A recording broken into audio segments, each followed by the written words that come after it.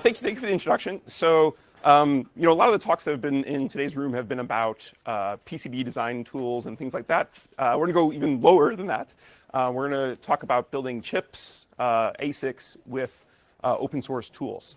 And OpenPiton is not an open source CAD tool, but it is being used by a lot of open source CAD tools right now as the test suite for that. So what is OpenPiton? Well, OpenPiton is the world's first open source general purpose multi-threaded many-core, but if you think about it, it's really a best of breed sort of many-core architecture design where you have lots of different cores, general purpose cores that you can put together, all written in Verilog HDL and all open source. So our design, the core of it, or sorry, not the core, most of it is BSD licensed, and one of the cores is GPL, and some of the other cores are solder pad. But we can actually eat in lots of different cores now. So now we actually have 10 different core types, microprocessor core types, excuse me, with 4 different instruction set architectures. And it was designed to be scalable, so it scales up to about 500 million cores, but I don't really recommend actually trying to build that. But the secret sauce here is that you can actually have a configurable and cache coherent interface where you can hook together lots of cores in I'll show some pictures of this in a 2D mesh design and build very large chips. And it's all open source, so you can use this in your open source CAD tools. And in fact, I will be talking about at the end of today's talk that there is there's a big movement now for open source EDA hardware tools, and they're using OpenPiton as the development test for that. And I'll talk a little bit about that. Some other sort of things is this is, as I said, sort of chip level. We've actually built some of these chips, and I'll talk about that in a second. But from a simulation perspective, we support all the commercial and open source simulators these days for Verilog. So we have Icarus Verilog and Verilator are some of the two sort of most popular open source EDA Verilog simulators these days. This design has been ASIC verified and FPGA verified, and we'll talk about that in a second. And we've done very careful power analysis on the actual ASIC we've built and cross-reference that with the open source design, so you can go and use that to make sure your EDA tools are doing the right thing. Because that's really important, is you want to have sort of a design reference of maybe something that may have went through a commercial tool and see if that actually you're getting good quality results or something like that from this whole thing. And I should also say, this runs full stack Debian Linux. It's a full working many-core design with, we've built chips with 25 cores. We can scale up to, many, many more cores. So that's OpenPiton. Well, we took OpenPiton and we extended it and started adding more cores. The original OpenPiton actually used an OpenSpark core. So Spark's an open instruction set that the old Sun systems used to use. And Sun had open sourced that at some point. And now we've extended it. RISC-V is sort of becoming hot these days. So we wanted to add in sort of RISC-V support. Because in reality, OpenPiton, we don't really care that much about the core. We care much more about the uncore and building a scalable uncore. So we took, in a collaboration with ETH Zurich and the Pulp team, and integrated the Ariane core. So the Ariane core is a general purpose 64-bit RISC-V processor, which we've integrated in collaboration with ETH Zurich and the Pulp team, as I said before. And what was especially really kind of cool about this is we were able to do this integration, and it took us less than 6 months from the time we started integrating our register transfer language Verilog code to the point where we actually had working design in FPGA booting SMP Linux. So these are silicon-proven designs, and that's something you really need if you're going to go build and use your open source CAD tool. Is is this real designs? Is it not just synthetic designs? And I'll talk a little bit about synthetic designs in a second of why that's not really great for using for your CAD tools. So what are the sort of chips we built? Well, we built the Piton processor at Princeton, which is a 25-core many-core implementation of this.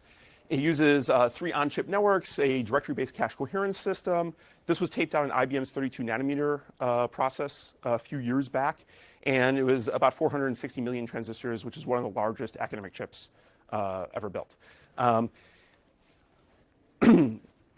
ETH Zurich, the Ariane team has taped out a couple different variants, one named Poseidon, one named Cosmodrome, where Ariane sort of shows up as processors used in the ETH Zurich work.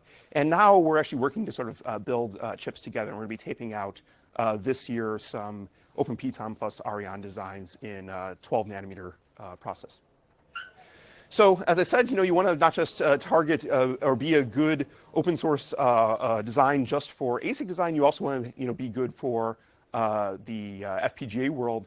So we map to a bunch of different FPGAs, and we've shown this. So we have things from sort of 1, 2 cores and relatively inexpensive boards, all the way up to many cores, or well, 12 cores in sort of quite expensive boards. And the other thing that we've been talking about recently, and have done recently, is we now have this on Amazon F1. So in Amazon AWS or Amazon Web Services, you can rent a FPGA in the cloud for about $1.60 an hour. I don't know what it is in the European world, if they have actually the F1 instances. They might just be in the States, but you can use those and rent it, and then you don't need to own a $8,000 test board to go do this. You can go rent some $1.60 an hour prorated board, which then you can go use and actually develop and sort of test out these types of things. Okay, so what's sort of the design system here in OpenPiton? As I said, it's a 2D mesh structure. So each of these things is a tile. Inside of a tile, we have network on chip routers. Let me zoom in here for a second. So we have 3 routers. We have a slice of a last level shared cache with a directory. And then we have a private cache, and we have the core here. And then we have a lot of off-chip chipset stuff, which is actually really helpful if you're trying to go build a CAD tool. You don't just want cores, and you just don't want interconnect. You want sort of everything to go test your CAD tool. So we've gotten a lot of feedback from people who are using this that they actually want the variety of all the things that you could possibly sort of put together. So this is sort of the OpenPiton system. Nowadays, we're doing OpenPiton plus Arion. So literally, we just sort of took OpenPiton, took the OpenSpark core, ripped it out, and put in the Arion core. And there's a lot of work that went into that. It's not quite as easy just ripping it out and putting it in. But we have a paper coming out together with the ETH Zurich team at ASP+ in 2 months, where we talk a lot about how to go do that and build the infrastructure where you can plug in lots of different core types, which are vastly different. Okay, so this brings me up to the sort of CAD world here. So what is we've heard a lot about EDA tools for PCBs. What's the state of the art sort of in the chip world? Well, they're used, but maybe not anyone's actually sort of taping out chips right now with that. And that's sad, in my opinion. And what's missing? Well, we've had a lot of tools from academic groups for verification. We have open source flow for some very small FPGAs these days. But in reality, we want to sort of get to the point where we can tape out large chips, at least academic chips or maybe commercial chips, with a full open source EDA tool flow for the chips side. So when people have traditionally tested these things, they are a lot of times been using sort of old industrial designs to go do their test. And one of the things, or they're using old academic designs. And one of the biggest problems here is they're really limited in scale. So if you go look at sort of the designs out there that people have used traditionally to test EDA tools in academia, they're using sort of example designs, or they're using very small designs, or they're using obfuscated designs that are coming from industry that are not particularly open or realistic. They're typically very synthetic. And we see OpenPiton, OpenPiton plus Arion as a mechanism to get like real designs that people have actually taped out and can scale to big design points going through large chip flows, open source chip flows. Okay, so what is really needed here to be a good benchmark or a good use case for open source EDA chip CAD flows? First thing you want a lot of different design variety. And we provide that. So we have big cores, we have small cores, we have caches, we have interconnect, we have actually a GPU, which is connected into this.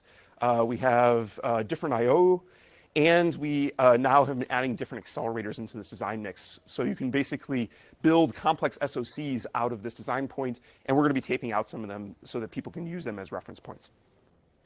You also want a lot of configurability. So you want to be able to change up different design points, because we've heard back from the people that are sort of using this that you want to be able to sort of try different scale and try small scale first, and then as you get bigger and bigger and you want to like look at what's going on, you want to try and stress your DRC checking at the scale, but you also want to test it in the sort of small case first. So we want to have this different scale. And we can build big designs or big real designs that will work and at least in simulation, run real programs. But no one has a 500 million core design really out there yet, because Moore's law has ended. You can't go build chips that big. Okay, so In OpenPiton, it's not just Verilog. We also give out all of the accoutrements you might need. So we have verification test benches. We have over 8,000 test cases. So if you're building, for instance, a open source verification tool that does the CAD side, you have test cases for that. We also have the power analysis and thermal analysis, and we have some PCB designs that, for those of you who do build PCB designs, you should, please take a look at our, boards as input for that. They're pretty complicated designs, though. They're like 14-layer PCBs that are, but they're all open and out there if you go to our website. So this is an example of one of the boards here, a pretty complex test board that we use to do this sort of careful power analysis. And we've taken this whole Piton chip and done careful power analysis and sort of come up with good ground truth. So what is a good ground truth here? So for instance, we measured the energy per hop on your network on chip. So if you're going to build a best of breed network these days, you can go and actually go look at our paper, and it'll tell you sort of how much energy is used for that. And in reality, it's about 8. You can go about 8 hops on our NOC, or network on chip, for the energy equivalent of one, let's say, ALU. And that debunks the myth of that NOCs are really expensive from an energy perspective. It's just not true. Also, we've done a fair amount of thermal analysis. Sort of, you can see the nice thermal pictures here. But we've also sort of looked at how much energy it takes to do loads versus stores and different instruction energy usages. And it's really important that this is open source, because when we were doing this, we were doing the characterization. Well, we designed it so we can go look at it. But if it wasn't open source, it wouldn't be that useful to have these sort of on-chip network energy numbers and instruction energy numbers, because you wouldn't be able to go look in the design. But because it's all open source, you can go look at it. Okay, so this brings us a little bit back to the EDA tools here. We use a lot of these tools, and this is actually part of a big DARPA program called IDEA, where people are building lots of different CAD design tools that are open source.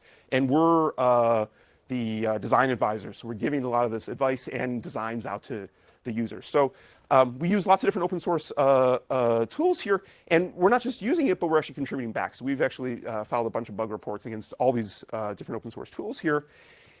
And we really need, as just going back to just to sort of running out of time here, but to sum up that we want to go back to sort of think about what do we need to have a full open source chip CAD flow, which is a lot. There's a lot of problems you need to go solve there. So actually, on the right here is a picture of our CAD flow we use sort of commercially, and then we're sort of taking all that input and thinking, what do we need in the open source world?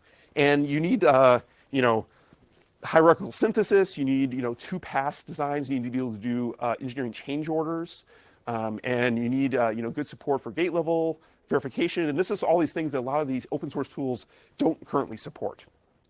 So what is missing and what is sort of coming along here? So I'm going to make a plug for actually 2 programs that are not mine.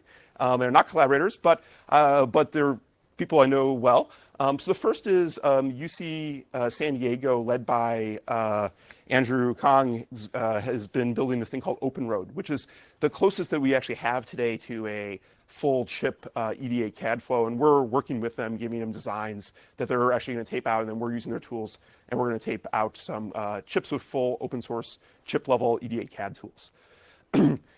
Also, the University of Washington, as a subcontractor under my program, has been building basically packaging of those tools to go build a full flow, because it's not enough just to have the tools. This is something you learn as you're sort of in the chip business, is the tools are just the tools. The glue that holds it together of the flow and how do you put together the tools and how to use all the flags is actually more important, basically, than the tools, or it's just as important as the tools, because it takes years to sort of develop. So we're expert chip designers, and we're using these tools and sort of building that flow for the open source world. And Mike Taylor's group at the University of Washington has released that down here, using the OpenRoad packaged together with a free a 45 nanometer fake library that's free that people can use to go test this out together.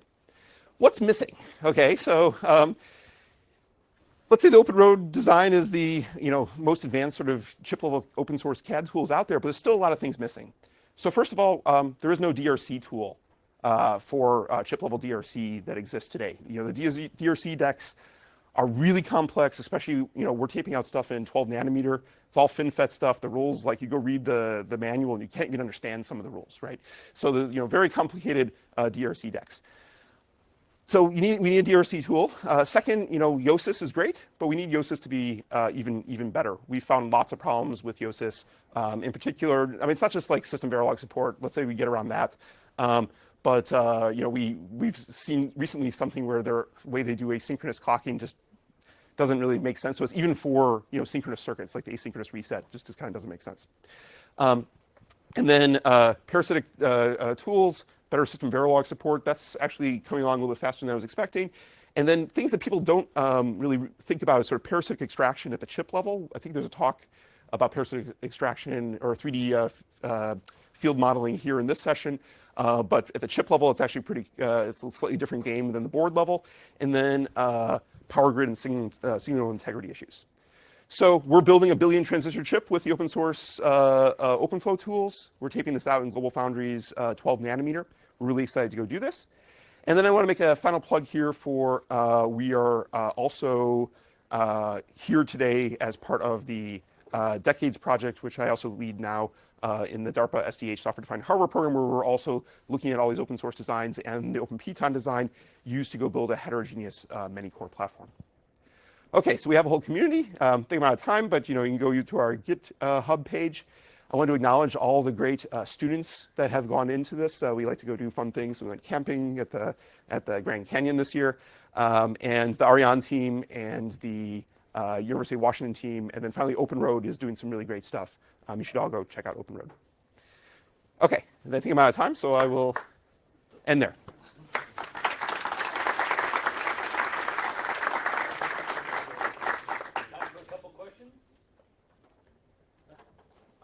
So you're taping out these chips to validate your research, I guess? Is that why that you do the actual silicon tape out, or? You're saying why? So the question is why are we taping out chips? I guess I'm trying to get a sense of. I know for academics they do low volume tape outs, and then at what point would you would this transition into maybe a commercial product or something? Okay, so why? I guess so. Repeat the question. Why are academics building very large billion transistor chips, and when does this transition to industry? I guess is the question. My research is computer architecture primarily, so we want to test out new computer architecture ideas. You can simulate that, but a lot of times the intuition is wrong from the simulation, or you miss a lot of details when you don't actually go implement it. So a lot of people do sort of software level simulation of architectural ideas, and it doesn't capture enough of what the real problems are when you actually sort of physically build it. So that's sort of the one answer. The commercialization question, I've commercialized things I've built in academia before. So many years ago in graduate school, I worked in the MIT raw processor, which got commercialized in the Tylera chip. So things can spin out. In academia, that's not our goal. Our goal is, we get back 40 to 100 die, and we typically use shuttle runs. So shuttle runs or multi-project wafer aggregation is where you have lots of different designs. They get aggregated together. So you're wearing an Osh Park shirt. Well, Osh Park kind of does the same thing at the board level, but at the chip level, that's pretty common. But then, you can go commercial. I mean, this stuff's sort of commercial level ideas here, but it's really a test on new architecture ideas. How do you see the interface with the foundries when you need to get the PDKs from the foundries to see? Yeah, it's a great question here. So, as an academic, how do we interface with the foundries, and how do we get the PDKs? And it's not just the PDKs; it's also the intellectual property that you otherwise need. So the PDK is just the design rules. You also need standard cells, RAMs, IOs, PLLs if you can get one of those, things like that. So relationships. We license it. Typically, a lot of stuff is free for academic use, but there's also a lot of restrictions on it. You need to sort of work through that. It's not easy to get. The harder thing, maybe than just getting access, is getting access to something as advanced as 12 nanometer. So a lot of the foundries will not give academics access to anything that's sort of near the bleeding edge. And that 12 nanometer, at least for global foundries, is their bleeding edge. Those relationships, you have to know, people there. I'll put a plug in here. I know Metro's sitting in the back of the room. There's maybe some opportunities for other free PDKs coming along. That's a problem. It's their proprietary IP of what are the design rules for a PDK, and I don't know That's a hard to solve problem to make that open. Yeah. So maybe you can do that for like old designs. Old, yeah, is things that I've heard floated. Okay, thank you so much.